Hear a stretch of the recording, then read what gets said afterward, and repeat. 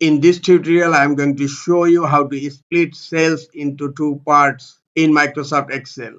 Sometimes it becomes very important for you, so don't forget to watch full video. And I want to split these cells into two parts.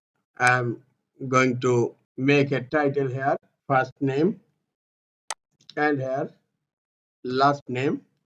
Now I want to split these cells into two parts. Select the cells and click on Data tab,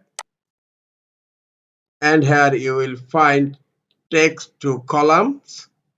Click on text to columns, and here select delimited, and then click on next. Now select space,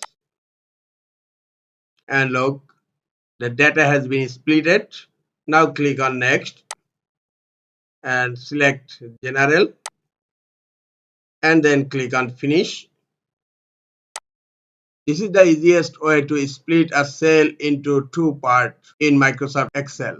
This is all for today. Hope this tutorial is helpful for you. Keep watching for next tutorial. Thank you very much.